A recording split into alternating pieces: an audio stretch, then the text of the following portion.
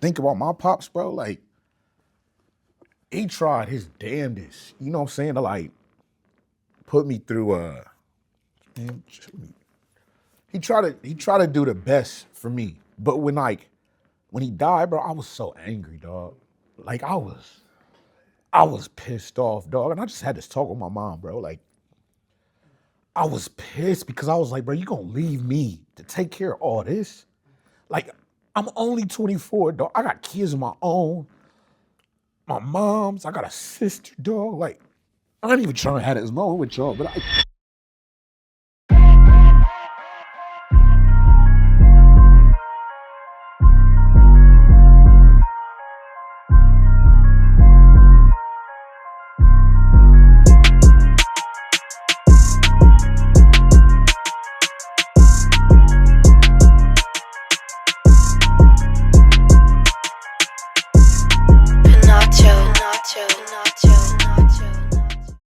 welcome back to Just a Barbershop podcast. I'm your host, LvBlendzit, and I'm back.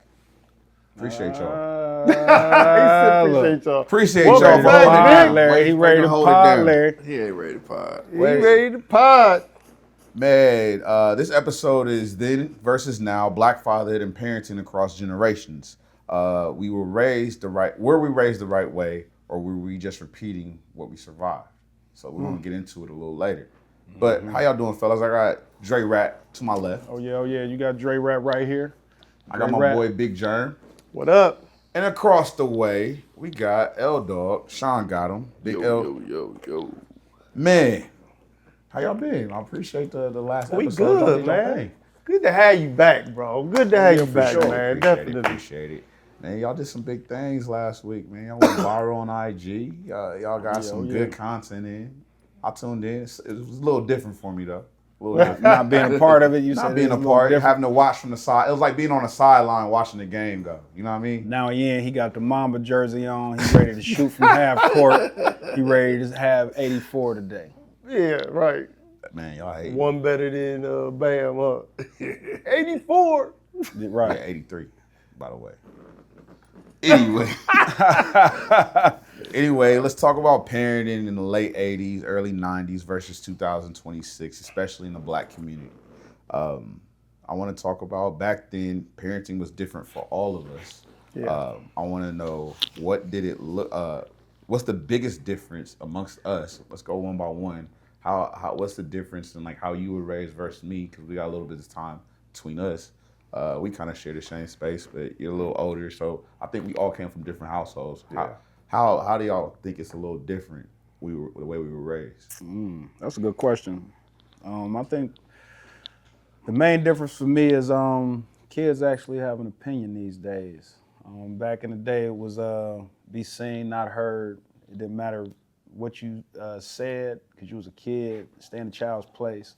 You know, you hear all those type of things. I think now kids actually have a voice in their household. I think that's the main difference in how they're being raised for me right now. That's pretty cool, man. I'd say the major difference for me is technology. I grew up in the era. I grew up with a black and white television with the knobs and dials and stuff. I mean, they had color TVs, but I was a kid. I got whatever they gave me, so I had to. You know what I'm talking about. Yeah. Oh, I definitely do. Yeah, I know what you're talking about. And so just being able, like, growing up in that era where you had to go outside and see your friends. You couldn't sit at the house and play video games and call, hey, I'm about to hop on this game. Hey, hop on. Like, you had to go meet up with the homies and go play at their house, or they come to your house and play them video games. All of that stuff, man, the way that they teach is different. It's a lot. Mm-hmm. This is different. Yeah. What about you, John?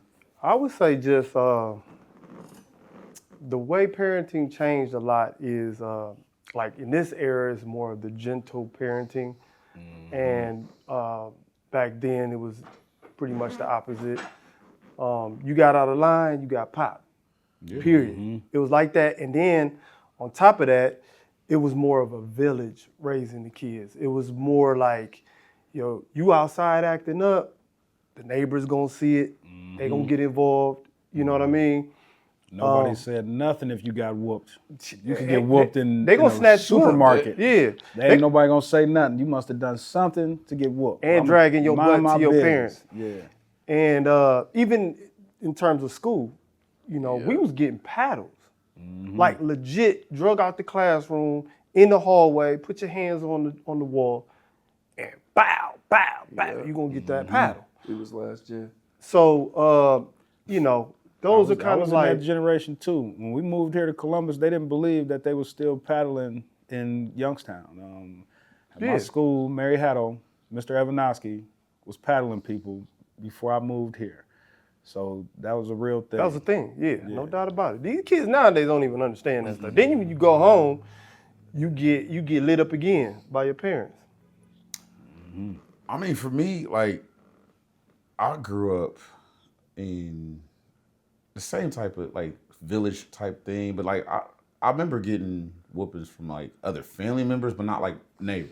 You know what I'm saying? Like the neighbors, it was a village. Like they snitching on you. Like they like, oh, you wouldn't do that if your dad was here, right? Like they would say something, but it wasn't more so like I didn't grow up in the paddle era neither. Like I remember my parents getting called in the middle of the day and showing up in the middle of the day.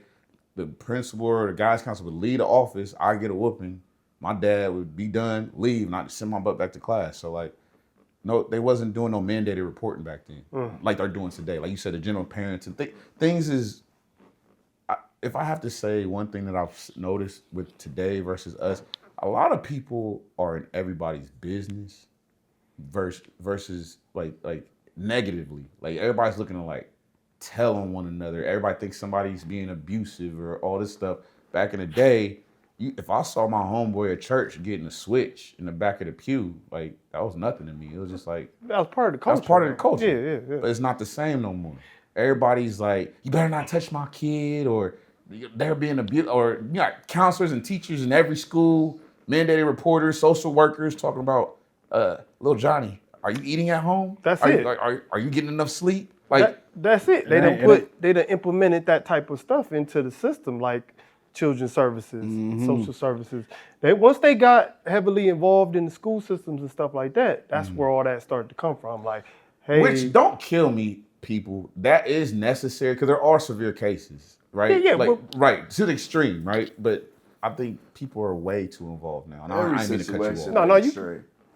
Every situation that extreme, and that's what we really need to understand is some of these kids need their ass beat. I'm gonna say it. If nobody else gonna say it. Some of these kids really need their ass beat. L-Dog gonna have us in cancel culture.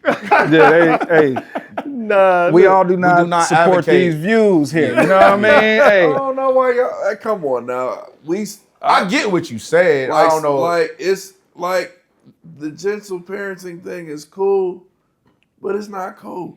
I think it's different routes for different kids. You know what I Like- mean? I was one of them kids that whoopings didn't work for me.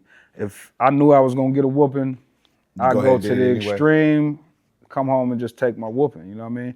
Now, if you say you taking my PlayStation, or if you taking something away from me that I really wanted, if you taking me out of football, or if you not letting me go to football practice, or That hurt something you like worse? that would hurt me worse than a whooping would. Like I had a high pain tolerance, and I didn't really care to get whooped with anything. I was okay with taking the consequence, because like I told you before, while I did something, I accepted the consequence before I did it. So I already knew a You already whooping knew is what coming time if it was. I Knew get what the caught expectation doing was. this. Yeah, that's one of them things. Yeah, I mean, it depends. Like, for me, like, you do have to know your kids, and not to jump into us having kids, but I think it was sort of like a one-way situation back then in terms of how they dealt with the kids. It was like you said earlier, like, hey, I said this because I said it. You don't get no response. Period. You jump out of line and say somethting back, you getting your tail whooped. It wasn't no go put your nose on the corner, or I'm going to take this, or I'm going to take that. It wasn't that type of a deal. At least not in my experience. But that was just a part of how things was going back then, for real. So let me ask you a question. Do you think there's a blueprint to parenting? No, I don't think so. I think so. No. If I had to view how my parents raised me in the moment, I didn't like it, right?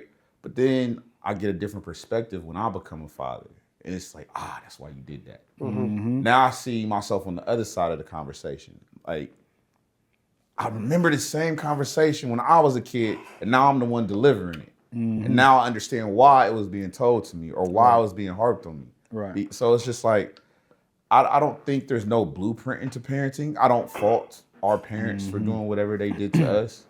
I think I'm big on every parent tries to do the best they can with what they have or with the knowledge they have at that time. Because we all come from different time areas, right? Right.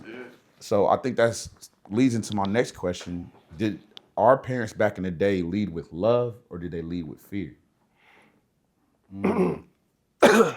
I think it depends. It's a situational thing. I think a lot of fathers lead with love naturally. Moms have to lead with fear because if they're a single parent, you can't get trampled over. You know what I mean? So a lot of single parent moms initiate with fear first. You know, when you got this 3 or 4-year-old kid and you see he about to be 6'3", 6'4", you don't want him to jump on you when he get 15, 14. You want him to fear you when he's 7 or 8 years old. So they kind of instill some fear early, but I don't think dads have to do that because naturally you fear them. So they lead with love and play with you, become a friend to you, and lead a different way. I think it could be both. I think there's, parents, a lot of parents, especially when I was young, would love, obviously, for the most part, but there was a fear of having black kids growing up in this society, and saying, "Dang, what's around the corner for my son or my daughter?" You know what I'm saying? Like, I know how tough this world is.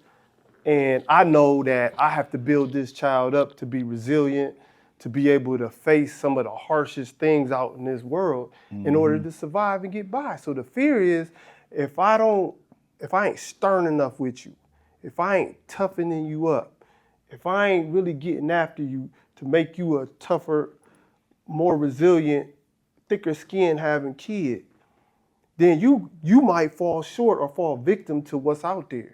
So I think that fear was always there, you know what I'm saying? So they would push you in a different way. And I think that's where a lot of get your butt outside. You know what I'm saying? Yeah. Like, they give you that whole talk when you go outside, like, hey, make sure you look both ways when you walk out there. Make sure ain't nobody following you. Make sure y'all stick together. Yada, yada, yada.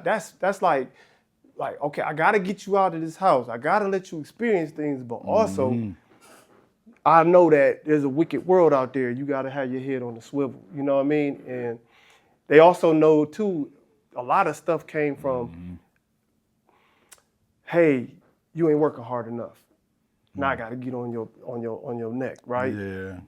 Like, that stuff, because that's fear of, like, dang, the workforce out there ain't good for us. You got to be extra great to get by. You know what I'm saying? So I think a lot came from that. Fear and love. Love is love, but fear of, dang, I don't want my kid to fail out here. I just think it was more of a tough love. It was, I love you, so I got to get you ready for the world. I know here in Columbus, we used to have the Klan march through downtown. And that was something that I remember, like, growing up. Like, I didn't even know what the Klan was, but I knew it was serious because they would have it in the newspaper, or they would have it on television, and you'd be sitting there looking like, man, what is that? But but I mean, until I asked somebody, like, what is the Klan? And then they schooled you, like, that stuff was still going on in the 80s, even the 90s. And so, I mean, you had to know, like, if they're having a march through downtown, they're in our communities. They're in the neighborhoods. If they don't live in the neighborhoods, they're not too far away. And so to know that it was that, like my parents were kids during the Civil Rights Movement. They experienced the Black Panther movement, and they became parents in the 80s and like the drug epidemic, like, the crack era. And so seeing it firsthand and growing up in it, we had to navigate things a little differently than the generations before us and the generation after us. I don't know, like the way I see it, like I don't know. I've had different experiences. Like I was a single father for a while, then I wasn't. I was raised in a 2-parent home, but my parents were very different in their tactics with me and my sister, right? Like my dad was definitely the disciplinarian, but my mom wasn't no slouch neither. She just had a different tactic, you know what I'm saying? Like my mom used to call it like her Judaisms. Like she'd be like, listen, come here, let me talk to you.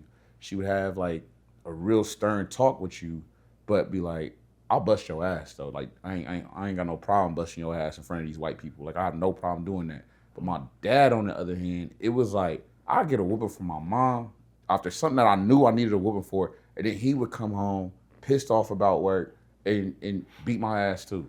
Again, after I already just got one.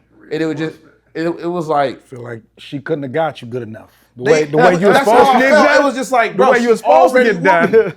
why am I getting another one? You know what I'm saying? And She ain't hit like this. You need to feel the father hand to know. do you know what I think it is though? And I think it's just black fathers though. Like I think the way he was raised really affected him, and he felt like, all right, you acted up for my wife, my love, the love of my life, everything. Like you just said, like she ain't get you good enough. Like you disrespected me, and I'm not here. You supposed to be doing what you supposed to do, but now you disrespecting my wife. Now I gotta get you another time because Disrespecting your mom. yeah, like my wife, like- your mom, like you, I ain't raising you like that. Yeah. So that stuck with me for a long time. Like, let me tell you about beatings, dog. I'm gonna give you one good story. This is a good story too. Just listen. Oh, we gonna go down the we all got stories. We to ain't beat. got sure. trauma bonding today. Nah, this is a story. Go ahead. My mom might hate that I tell this story. I got in trouble at school for using scissors on a little white girl. I don't know why I did it. You What? using scissors? Excuse me. So He my was logic, scissoring a white girl. using scissors. So we were measuring each other's forearms, but with the scissors. Just being kids, you're just dumb, right? The teacher thought I was trying to cut the little white girl. So they called my parents. We had a meeting at the school. Whatever. I get home. My dad says, you good. You cool. Just get out my face. Get your pajamas on. You're going to bed early. I'm like, that's it? Like, ain't nothing else happening? I go take a shower. I'm in there, just get in the shower. That curtain moved. You got Bruh. that. You got that Belt butt to naked one. ass so bad. And imagine leather belt on wet skin, dog. You probably fell a couple times. So I did was fall in the slipping tub. and sliding. I fell in the tub, dog. Couldn't grapple And nothing my because arm- he set it up. Listen, Oh, that was listen. bad. I hit the faucet and turned it all the way hot. So now I'm getting burnt by the water and I'm getting lit by my dad. Bro, that was the worst whooping I probably ever got in my entire life, bro. Cause it was like double whammy. Like, cause I didn't expect it. He let me think I was good. I was cool. Yeah. So bro, that was the worst. Like I still got the scar on my ass from it because I burnt on the faucet. Got you good. Oh my God, got me good. Oh yeah. But that's just how black men were raised though. And I think that's how he was raised. And that's how his father was raised. Like the man is the disciplinarian. You don't try me and I'm gonna instill fear. Like when we talk about fear versus love, I think men tried to instill fear in their kids because it was on a respect level too. Like I don't think they wanted you to fear them, but you gonna respect them. Yeah, I think I understand exactly what you're saying. I think that there was a lot of learned behavior just being passed down. You know, I mean, we could go down the rabbit hole and be like, that came from slavery. You don't do it what we tell you to do, master gonna beat you. And so you kind of pick those type of things up and you pass them down.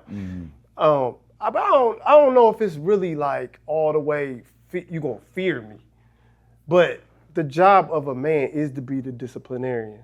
You know what I'm saying? And then if you're taught that's the way to discipline your child, you're only doing what you were conditioned to do. Yep. You know what I'm saying? And shoot, man, we probably all had moments where stuff went too far. You know what I'm saying? Yeah. So, but And then sometimes stuff ain't even learned. Sometimes you ain't got nobody ahead of you. You just got a mom who you see getting trampled over or trying to make it happen, and you get older and see that you bigger than her. And when you become a parent, you don't have an example. So you starting to figure it out the same way a young 13 or 12-year-old would try and figure out how to discipline in general. You know what I mean? yeah, I agree with that too. But the culture is gonna tell you that's that's the way you get it. You get your butt beat. That's how, you could talk to any black kid, any older black person. What they gonna say? That's how it was. You get your butt whooped. It didn't matter if that was directly their experience or not. That was the culture. That's how we generally was doing things. That Back was then. just the way we was disciplined. Right. So, what if we would talk specifically fathers back in the day, right? What does that look like back then? Like, what was y'all experience with y'all's fathers growing up, early childhood era? Like, what did that look like for y'all? Were they providers as well as disciplinarians? Was it, what did that look like for I'll tell you. specifically? Because I'm sure we all got different stories with our fathers. So I would love to hear, like, what was it like growing up with y'all's dads? Yeah. Well, I only had about 8-9 years with mine. Likewise. So, but as much as I could remember, like my dad was super strict. When I say super strict, no toys, no friends, none of that stuff. You know what I'm saying? Really, the only friend I had was really like my sister. You know what I'm saying? Like that was the closest person to me. And I wasn't allowed to be outside of that. Now, how he treated her was totally different. Really? Yeah, but also, it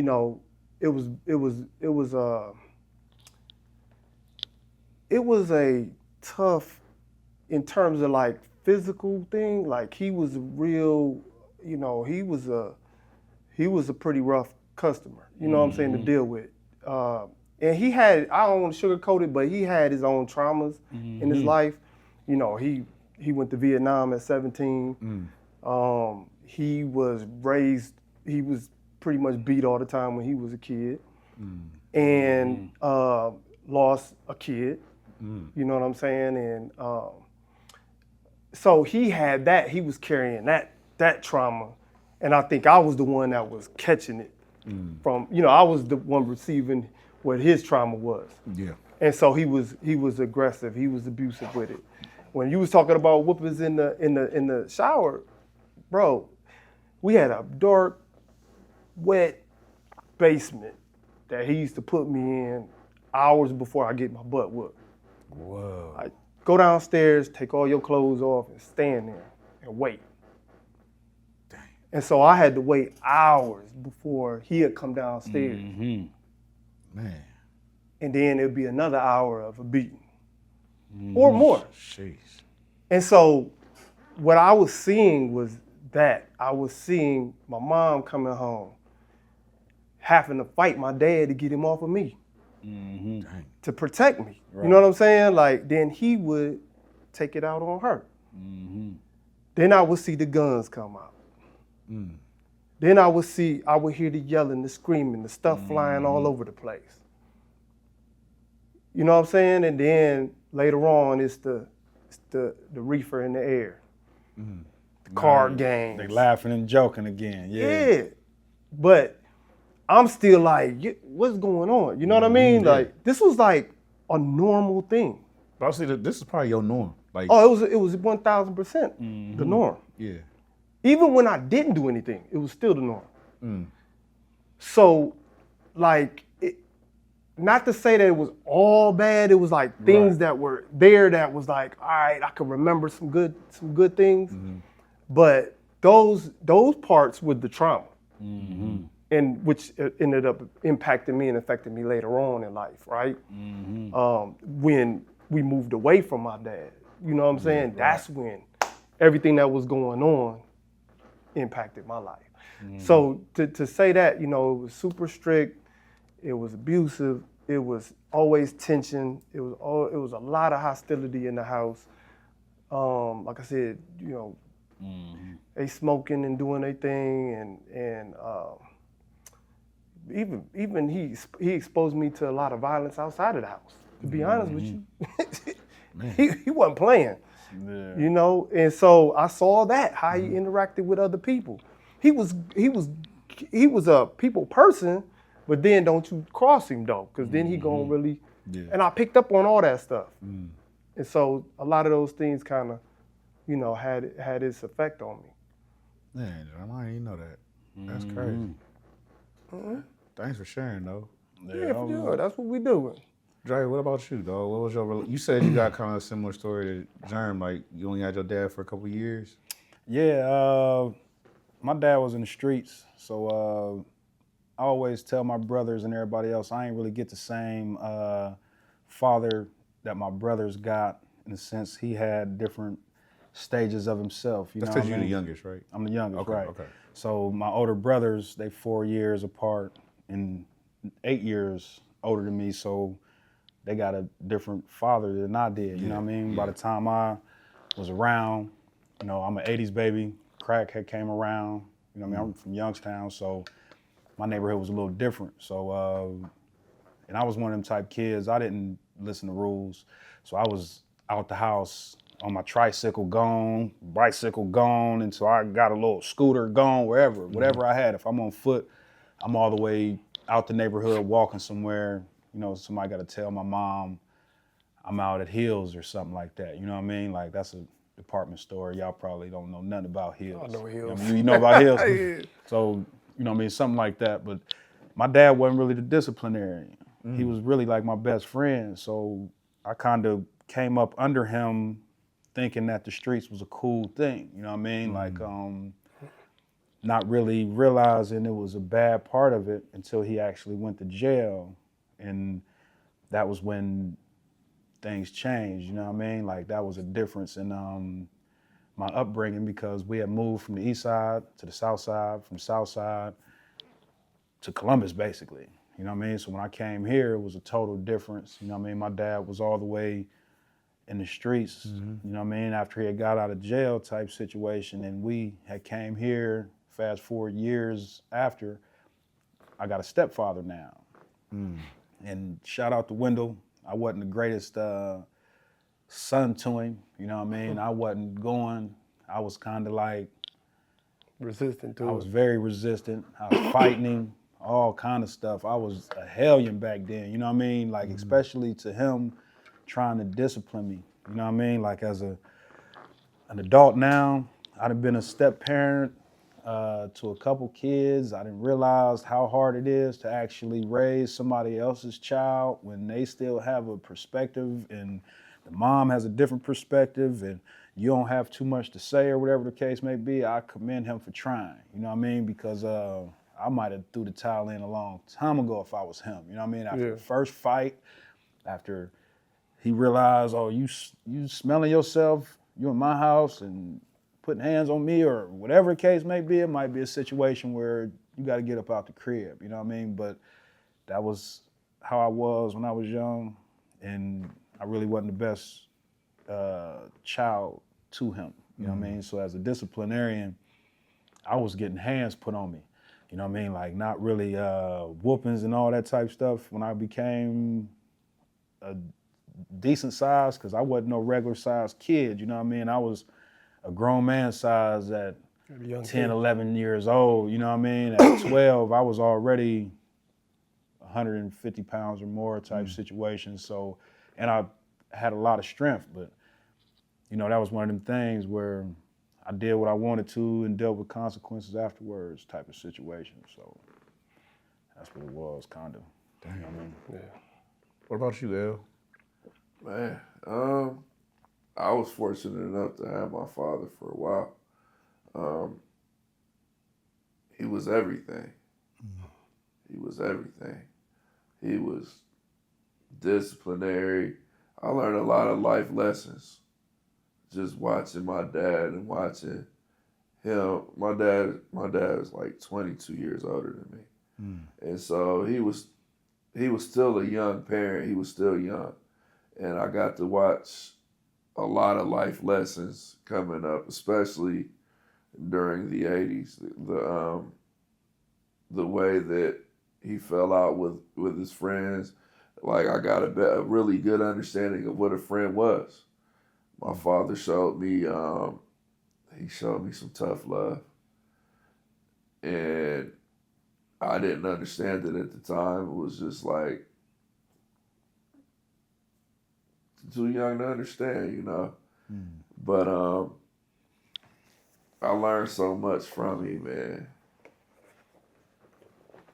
Man, I'm thankful. I'm really thankful for what it was, for everything. It's just, I mean, I don't really have words to explain the impact that he had on my life.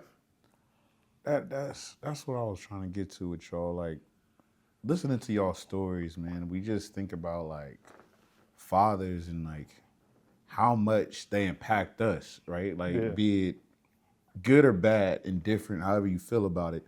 Fathers are like low key the backbone. You know what I mean? Like, me and Larry and you too, Germ. Like, when they gone, right? Yeah. And then you start to really think about, man, bro was really trying to teach me something here, or man, why'd he do this, or why'd he do that? So like, when I think about my pops, I didn't agree with a lot of stuff he did, dog. Like there's stuff that just like I'm low key getting emotional right now, thinking of like listening to y'all stories. I appreciate y'all sharing that stuff.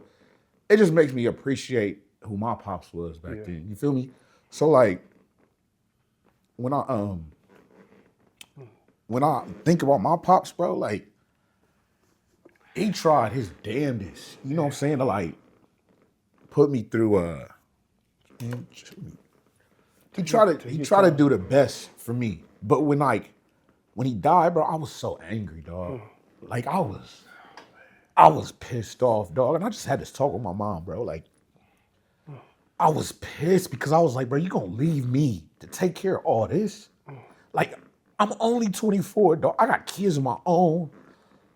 My mom's, I got a sister, dog. Like, I ain't even trying to have this moment with y'all, but It's all right, bro. Take your time. like, I think it's all coming to the surface because, like, I'm going through it now. You feel me? Like, like, dog, like, I can't with y'all, man. Y'all don't have to keep. Take your time, bro. Shit, Take your man. time. God. With y'all, this is something real. Like, my dad was like bad with finances. He did everything for us, and he was a musician. And when you have to be a provider, and you got kids that want to do stuff, you got a wife who's kind of bringing home the bacon. Like, I can only imagine putting myself in his position and just being angry, bro. Like, he lost his livelihood, got fired from a job over some crap somebody else did. Like, I just think about all the mental weight that a man could go through. You got to deal with And then you a kid and you trying to figure it out. Like, oh, why this nigga mad at me? Like, why? What did I do? Like, I didn't take the trash out. Like, I know he told me to do it, but I'm getting to it. Bigger than you. But it's bigger than me. You feel me? So like, when you get to that point and you a kid thinking like this, like, why is this dude like so temperamental? Why is he always on my ass? And then you start to think when you get an adult, like, You see why? bro, he now. got the whole world on his shoulders. Yeah. You know what I mean? He got a sick father. His mom's taking care. He come from a small town. He's going through so many racial things. He's trying to make things work with the music because that's his passion, and it's not working for him. Like, I couldn't imagine just so many doors being closed, and then you coming home and you got to be a dad. You got to be a husband. You got to be a provider. You got to You got to put all that to the You gotta side. put all that to the side, bro. So like, when I tell y'all I was angry, bro, like, but I'm connecting with y'all right now because like, it wasn't that bad. Listening to stuff that y'all dealt with, it's like, I looked at it like, why am I internalizing this pain and this anger so hard? And it's like, what for? It wasn't that bad. And I look at it and see so many that you a father, you a father, you a father. Y'all got your own stuff y'all do. I'm a father. But we carry so much, bro. Bro, you a new father. Like you got a 2-year-old, about to be a 2-year-old. Yeah. Bro, and it's your first boy. You know what I mean? You gotta be a man. You gotta show him how to be a man. Straight up. Yep. And you gotta make the household work. You gotta make sure your daughter's straight. Make sure niggas is not treating her wrong. Yep. You know what I mean? I'm just saying, being especially a black dad in society, fam, this is rough. Like, I'm really emotional about this shit. For real. And I'm trying not to be, but I'm ranting. But I'm just telling y'all, just listening to y'all, it makes me appreciate my father so much. And it makes me release all of that pain and that anger I had towards him. Like, we've had episodes talk about hoop dreams, bro. I wanted to hoop so bad, but my pops had to work the night shift and the second shift and do all this stuff. Yeah. And I'm going through recruitment without my pops. I'm getting college visits and shit without my pops. And it's just like, bro, why you not here, man? Like, why can't you help me? So we can move on and y'all could take it, bro. But I just had to get that off my chest, man. Like, Nah, I you good, appreciate y'all man. sharing. And it's just a lot. You feel me? Man, nah, you good, man. Can I say something right quick? Right quick. We gotta do better with appreciating our fathers. Society does not encourage it. We have Mother's Day, and we have all of these holidays and all of these things that tell us to celebrate our mothers and how important our mothers are. And sometimes, I mean, you lucky if you get a pair of socks on Father's Day. We got to do better about appreciating the fathers that we have, that we are, like appreciating each other and, reaching out and telling, hey, you know what? I see what you're doing as a father. I respect what you got going on. If you need to talk or, lend a helping hand out, because we're taught not to ask. We're taught that we're supposed to have the answer. If we don't have the answer, you go figure it out. And we carry a lot, but we don't never sit there and take the time out to say, you know what, Jern, you're a great father. You're a great father. You're a great father. Some of us never hear that. And looking back, I can honestly say that I wish that I could have done more with my father. He was away. He didn't my father was not big on crowds. And so it wasn't too much you could do with him, but it's just so much that I wish that I could have done. It's so many times. I remember when I got my barber license, and I've never shared this with anyone. I said, you know what? Damn, I wish he was here. Because he'd be on my ass on Saturday morning at 7 o'clock in the morning talking about, hey, come on, I need my hair cut. And I would already know, I'm going to get my ass up and go cut his hair. And then I'll go back home and get my life together and come back up here. But that would have been the relationship that I would have had with my father if he were still here. Yeah. I appreciate, you sharing, and man, I really felt that, dog. I could understand how that could be built up, and that's a lot to try to deal with, for your father and for you. You know what I'm saying? I kind of have, and it's great to hear how your experience was. I just ain't got that same experience. And it might be one of them things where what I went through with my pops, it kind of built me a little different. Mm-hmm. Sure. And I say that like when my mom took us out of his house, I developed something that, I developed a way to turn a warm heart cold. Like I had a way to just override emotion. Mm-hmm. Because I went through so much, it got to the point where I was just like, shh, ain't nothing out here nobody can do to me that's gonna affect me. Mm-hmm. Because of what he put me through. So to the point where I could be doing some wild stuff, right? Because I was into everything. And my mom can be literally begging and pleading With you. with me. Trying to figure out, like, what are you doing, son?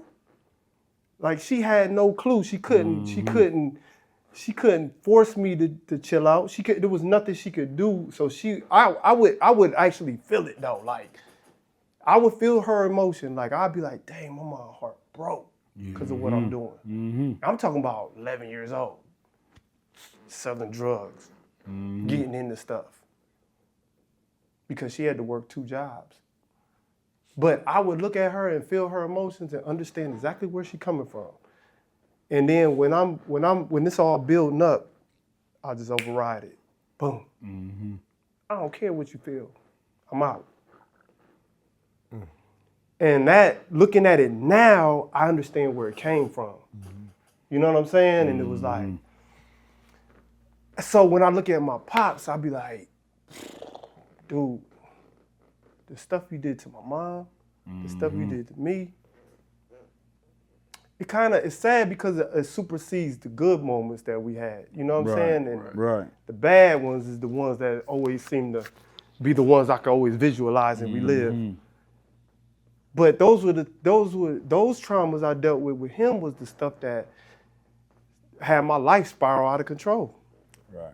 Yeah, that's what built you to be who you were. Yeah. So then I had to learn by trial and error. Yeah. But it had me so angry inside. Like, I didn't understand then, but I was ultra aggressive. I didn't care. You know what I'm saying? Like, I was just like, whatever. And it was like one of those hurt people hurt others type of deal. Like, that's how I was. And it got me in a lot of stuff. So when I reflect, and I be like, I do have the thoughts of, dang, what it could have been. Yeah. You know what I'm saying? But then I always go back to, I remember this dude did this. Like, them things just kind of like, man, I feel for moms because moms is a soldier. Yep. She couldn't do nothing with me, but she just had that unconditional love. Like, Right. I can't talk to you. I can't. You can't hear me. But I'm here. Yeah. I get it. Shout out moms too, I love you. Yeah. But what I'm saying is, like, even when it got to the point where I might be jumping ahead on stuff, but even when she had to put me out at a young age, I mean, Yeah. it was that bad. You know what I'm saying? So 15, she was like, she said something that was so crazy though. She was like, I can't teach you how to be a man. I can't show you how to be a man. So I'm gonna have to put you out and force you to be a man. And I totally understood it. I was like, man, moms, I get it. Yeah. So I had to go out in that world and I had to become a man. Man. So, like, you see the emotion that is bringing out of all of us, right? Like, I just had a real moment with y'all, and I apologize, y'all, like, for real. You ain't gotta That's apologize. real, Nah, man. that's like when I talk about emotion, like, my dad never taught me how to share my emotion. He's always taught me, like, real men don't cry. Yeah. So y'all see that build up in me. Yeah. It's because I've always learned how to suppress that. Like, you gotta fight that. Like, that's not what you do. Like, I literally watched my dad lose his father, right? And I watched him fight the tears back. And if I saw a tear fall, he move out the way and get out the way. And that was the first time I ever seen my dad cry. But he always taught me not to cry. So when we talk about emotions, like you talking about the emotions, how you could shut it off, right? We talk. What I'm trying to get to is, do men teach their sons or other men how to be emotionally available? Do you feel like that's charged you in a way in your life today, or do you feel like you learned along the way how to deal with your emotions? Let me say this. I'm happy that we having this conversation. Men don't know how to be emotionally available. The men before us don't know how to. They can't teach us. And this is my example. I watched my dad lose his father. And the day of the funeral, it was so crazy. It was so crazy. I was supposed to be a pallbearer. My dad they wrote us in there, and then somehow they was like, nah, go sit in the back. They really put me, had me away from the family and all of that as if I wasn't. And so my dad was like, he was just so tore up about the whole situation. And I remember seeing him be like, he wanted to grieve his father, but he was so hurt about the way that we were being treated. Me, my brother, my sister, my mom. And so after the funeral, I remember he came home. He went by himself back with the family, and then we just went to the house. And when he finally got home, he went into his room, and I slid out and went into the room with him and was like, Dad, if you say it's smoke, it's smoke. I'll go over there, whoever you want me to. I'll put hands on them. I'll do whatever it is you want to do. Because I don't got no problem with none of that. He said, no, don't do that. And he said, just let it go. Let it go and allow yourself to feel it for the moment. And I couldn't, because I saw my dad crushed in front of his whole family. And I just remember just looking at him and being like, man, he really felt helpless right there. And my brother came in and he was like, Dad, that was messed up for real. And my sister came in, we looked up and we was all sitting in the room with him, and we had company in the house sitting outside in the front room. And it's just like, whatever you need. And he just was like, man, just let me, just give me a moment. And I think that's when he really put things into perspective, and he was like, this is where I'm at with things. And we left him alone for a little bit. Then he came out, but before that, man, my dad was the hardest nigga in the neighborhood. Every time I walk outside, hey, let me tell you the story about your dad. Hey, let me tell you the story about your dad. Hey, I remember this time your dad had this situation happen. He did this, and this. And it's like, damn, those some big shoes to fill. And then to see him later on in life just crushed by the people that he loved, and watching him have to digest that.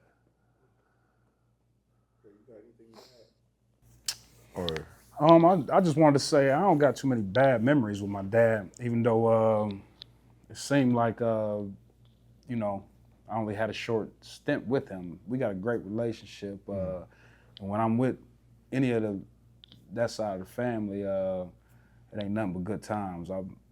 It pains me to say a lot of the times it's funerals are bad times that we get together, but our family is so large, we get together often.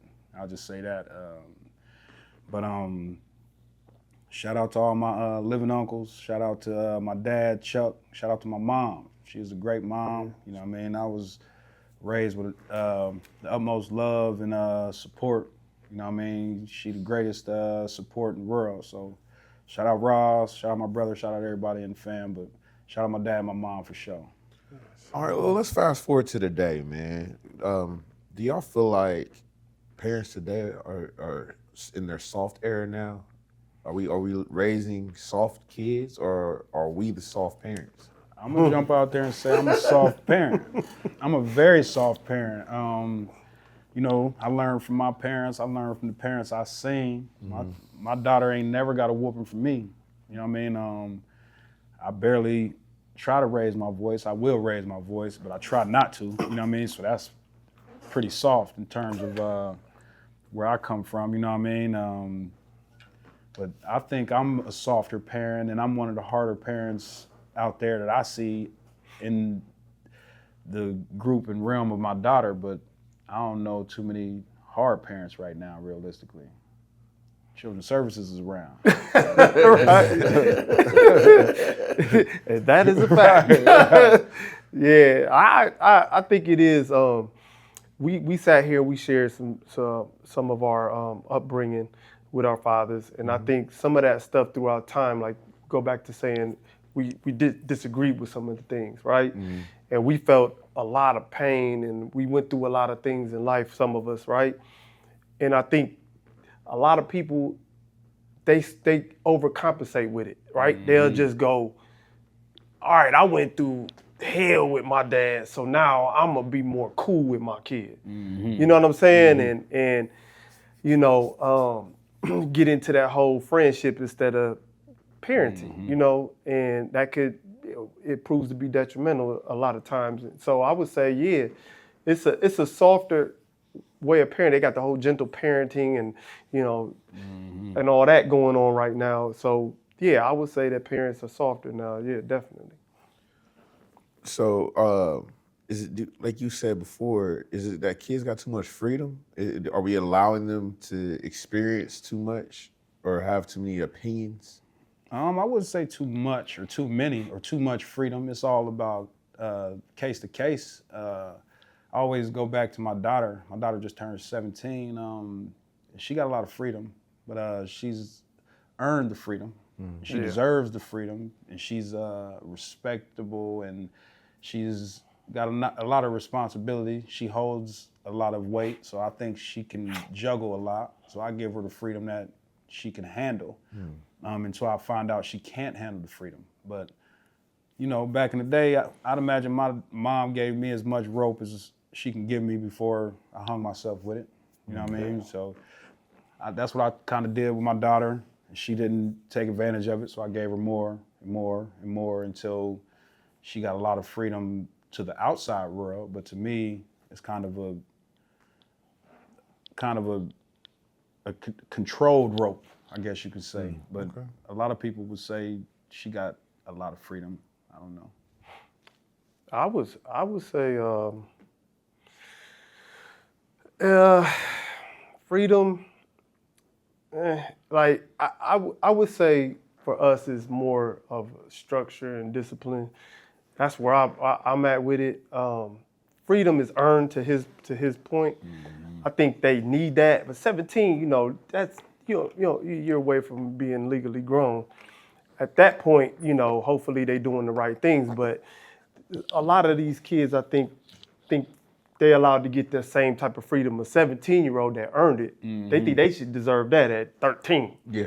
You know what I'm saying? Like, they think they could be running around, they could be on their phones all day, they could be having these relationships with the opposite sex and doing all these other things, and they could run around the house and talk back and have their own opinions about everything and stuff like that. And like, actually, you got to put some structure around all that, right?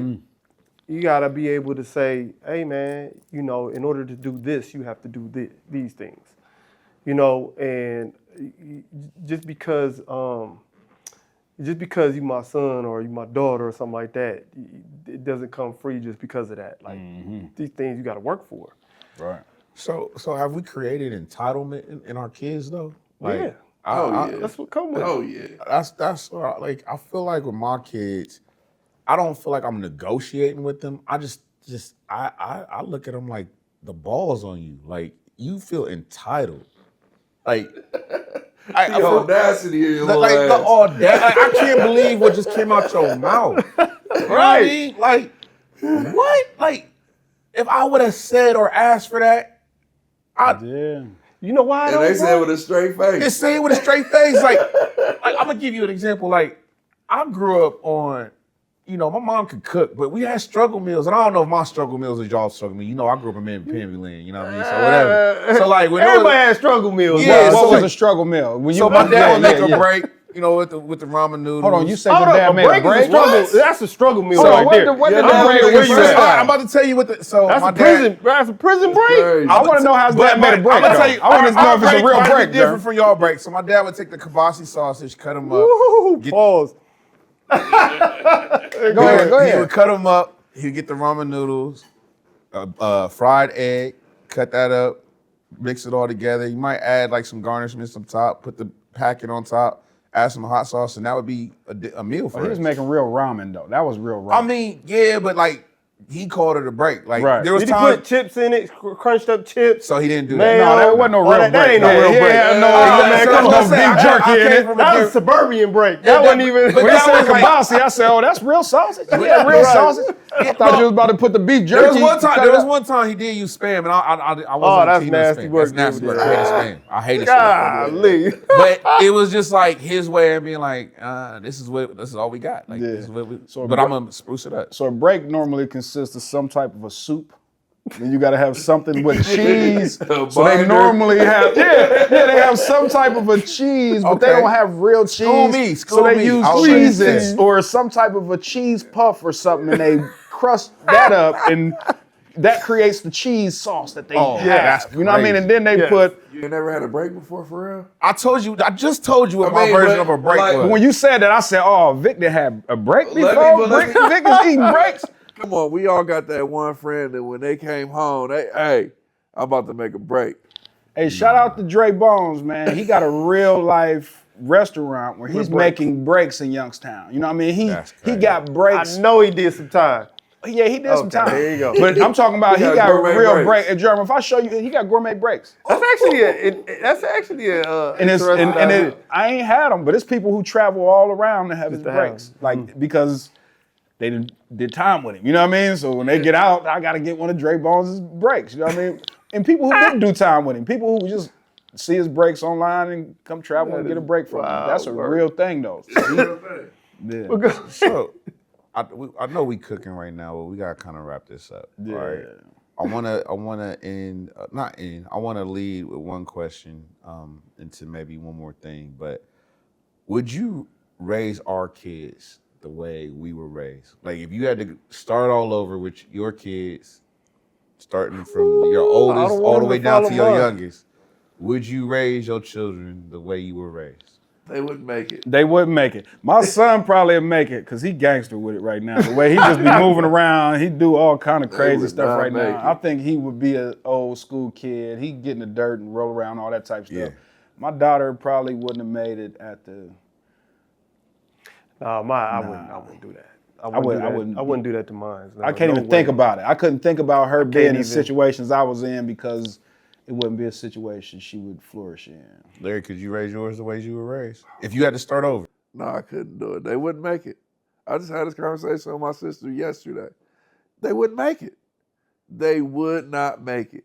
Could you imagine being outside all day, all night, no phone, no way to call Lose nobody? their mind. You ain't got no change in your pocket. You can't use a cell phone. You ain't got no phone nowhere. You got a pay phone over there, but you got to get a quarter for it, and ain't nobody about to These give you a kids don't know quarter. what a payphone is. Right. But I'm saying, imagine that though. Yeah, I get what you're saying though. You can't even check in because you 8 miles away on a bike. Your mom probably gonna be like, "Get home. You can't get home right now. You 45 minutes away from home." Like, Nah, I don't couldn't raise understand my that. kid. Like, to raise them the way I was raised, I don't think they would survive. Just like, just first and foremost, technology. Like we just talked. Like my kids couldn't survive without a GPS, without they'll Siri, without Chat GPT. Like they wouldn't be able to do anything. Well, they would have to. They'd be forced to. I mean, That's they'd be growing up different. Than, Yeah. You know, so my mind, I couldn't imagine how my mom found me in certain scenarios. Like, Yeah. She went and asked around. But That's I'm what she saying, how did you find the house when ain't no they GPS, know your ain't pattern. nowhere? That's what I was about to I'm say. saying there was no pattern, Germ. You didn't think it was a pattern, but she knows her child. I don't know how, She man. sniff you out, She Joe. know her child. I don't know how. If I was him, he'd be right over here. I'm gonna have to have She a wouldn't conversation with her. Like, man, how did you find me that time? You want me to tell you something that I learned early? I used to go to the store with my mom's. And I remember when I got to the age where she would be like, hey, go on and go get lost. Go get lost. Go get lost. Okay, so what we about to do? I'm going straight to the video games, you know, that kid. And then you look around and be like, man, I've been here for a while. Let me go figure out where she at. It's a navigation that they got. Yeah, and for you sure. got, like, bro, they got the ultimate GPS on you. Man, I'm talking about one time I'm at my Asian friend's house. Shout out to the Chanavongs. You know what I mean? I'm at their house. Saying it right. I'm just playing. I definitely said it right. You know what I mean? But I'm at their house. They done moved miles and miles away. They was living by me. Now they ain't living by me no more. They done moved so far away to where I feel like I'm so comfortable there. I'm about to spend the night over there. I'm just sitting on their couch at their house in the basement. Somebody knock on the door. Dre, your mom here. It ain't my mom. Still watching TV, like she come down the steps, like, come on. Hey, man. How you find me, man? She like, I got your bike in the back already. Come on. You ain't spending the night here. I just want to let you know, I love your mom. She is a beautiful soul, and she is very kind and just a beautiful woman. I'm gonna stop him right here, and I'm gonna go ahead on and give him a pass because he's emotional. He's emotional right now, so I'm gonna let him get the pass right now because you know he don't know what he's saying. Oh, man. He's I know the beyond other himself. Ratliff, man. I would tell him the same thing, man. Your mom is very kind, and I enjoyed the one time I met her. So He's beside himself. He's beside himself. So I'm gonna give him the pass. We gonna wrap this up. I got one last thing for y'all, unpopular opinion. We're not going to converse on that. We want you to jump in the comments. I want to know about single mothers raise strong men, and it's harder without a male example in the home. But I just want to know, is this reality or a stereotype today in society? Single mothers raising young men. Is that a stereotype or is that a reality for today's society, especially in our community? All right, that's my boy Germ here. Peace. My boy Razor Rat. Razor Rap. It's L Dog in the building. Yeah. And I'm LV Blends. We out.